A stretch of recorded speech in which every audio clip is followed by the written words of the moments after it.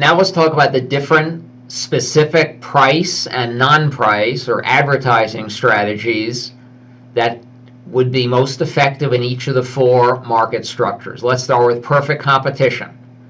Remember my definition: from the consumer's perspective, you're the same as every other competitor in every way that's meaningful to your target market. What are your price strategies? Well, we used the 4 gas stations at an intersection a few minutes ago. If you raise price, you'll lose all your business. If you lower price, within 10 minutes, the other 3 guys are going to copy you and eventually end up in a price war and drive yourselves out of business. So pricing strategies, there are none. You're simply going to be what the market price is, what everybody else is. Let's talk about non-price strategies, advertising strategies, product development strategies. Well, if you're the same as everybody else, you can't advertise your differences. If you're the same as everybody else, you can't introduce an innovative new product. Then you wouldn't be the same as everybody else. You wouldn't be in perfect competition anymore. About the only non-price strategy you can embark on is really to try to lower your costs. If you want to improve your profits and you're in perfect competition, the only thing you can do is focus on reducing your costs. In the long run, in perfect competition, there are no industry profits. You do not want to be in perfect competition. Now, keys to success: try to break out of being in perfect competition. Come up with an innovative product. Come up with a new service. Maybe offer free coffee to people at your gas station if they show up before 7 a.m. That would make you different. In perfect competition, there are no long-run economic profits. Monopoly. Here's a quiz question I used to give in my ground classes. Can a monopolist raise prices all he wants to increase revenue? The answer is no. The law of demand still applies. Think about your utility company. If your utility company kept raising prices on electricity or natural gas, wouldn't you and I probably at some point change our thermostat, particularly in the winter? We would lower our demand because the law of demand still applies to consumers, regardless of the market structure being a monopoly or not. Another important thing to point out is it is not against the law to be a monopoly. Many students think it's against the law. Well, if you're a pharmaceutical company that just developed a patented drug, you're not violating the law. Now, there are things you could do as a monopolist that would put you in jeopardy of violating some antitrust law. The antitrust legislation that you've probably heard about began, I think, in the 1890s with Standard Oil of New Jersey. They were engaged in what we now today would call unfair competition, punishing consumers with their monopoly control of the oil industry.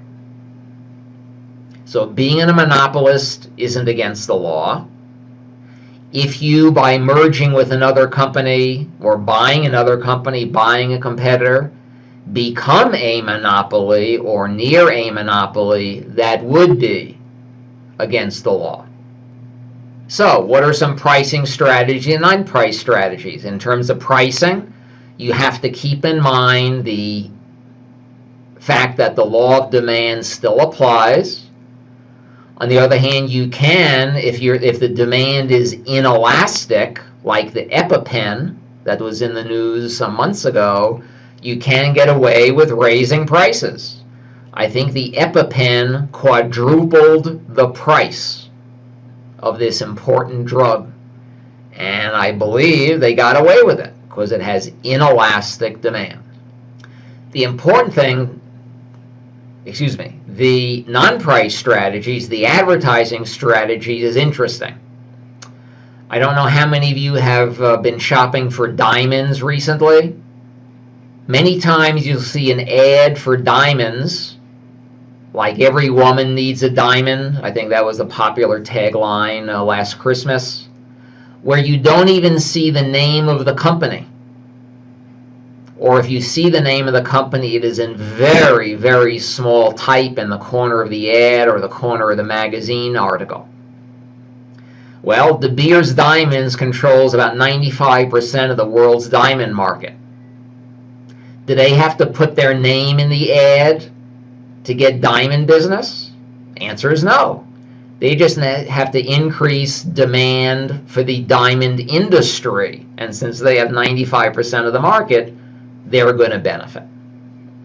So a non-price strategy would be to increase awareness of the product category, like diamonds. Try to increase industry growth. And if you're the monopolist in the industry, you're going to benefit. Monopolistic competition.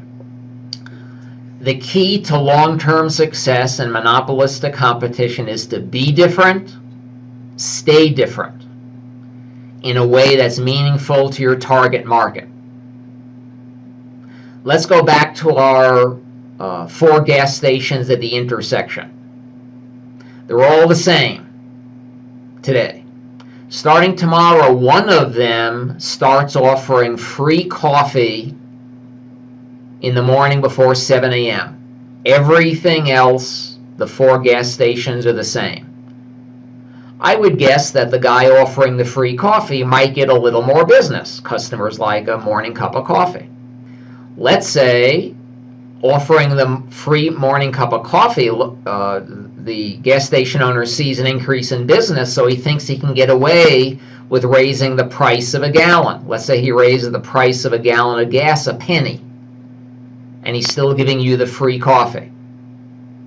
I would guess he could get away with raising the price a penny, because if the average person puts 15 gallons in their car, they're willing to pay 15 cents a fill-up to get a free $2 coffee. Could he get away with raising the price 25 cents a gallon? The answer is probably not. So, the key to success, be different, stay different, but it has to be in a way that's meaningful to your target market. If it's meaningful, you can exert some pricing power. You can get away with raising prices to some degree. Oligopoly. Very interesting. The key to success in an oligopoly is sort of like a chess game. If you've played chess, you know that every move you make normally depends upon what your competitor did in the previous move. When you have 3 or 4 large companies, let's think of the auto industry. When you have 3 or 4 large companies and one of them takes a significant initiative, the other 2 or 3 have to respond. Let's use the backup camera.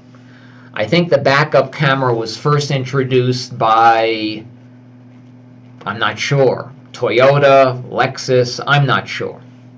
How long did it take the other 3 big guys to respond?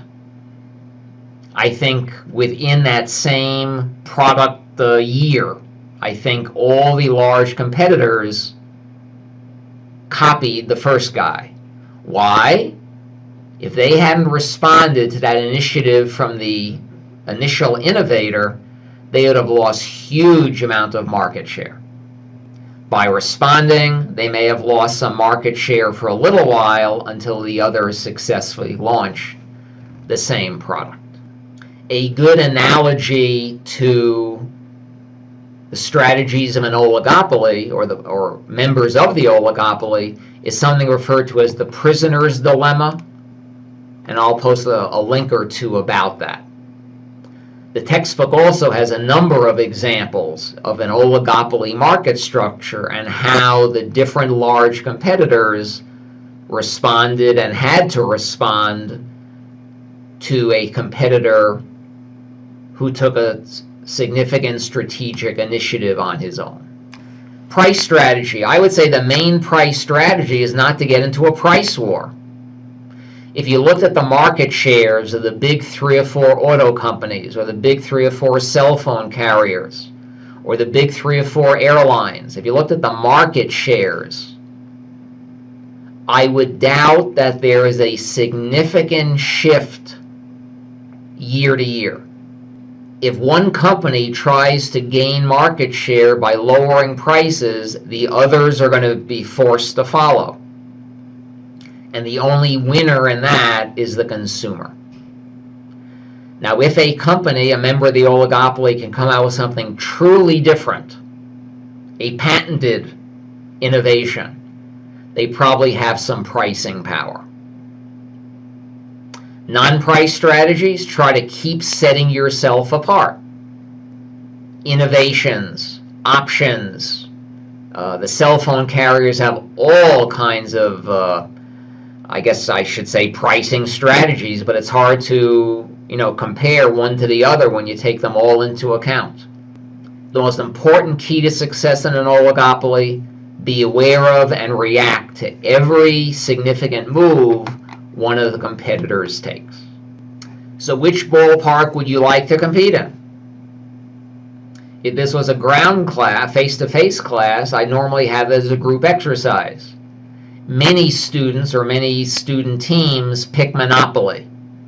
They say, we'd like to be, the only guy in town. We have some significant pricing power. We don't have to worry about competition, and on and on. Well, before we close the book on this lecture, in fact, I think I'll record a separate lecture on some of the pros and cons, particularly the cons of being a monopolist.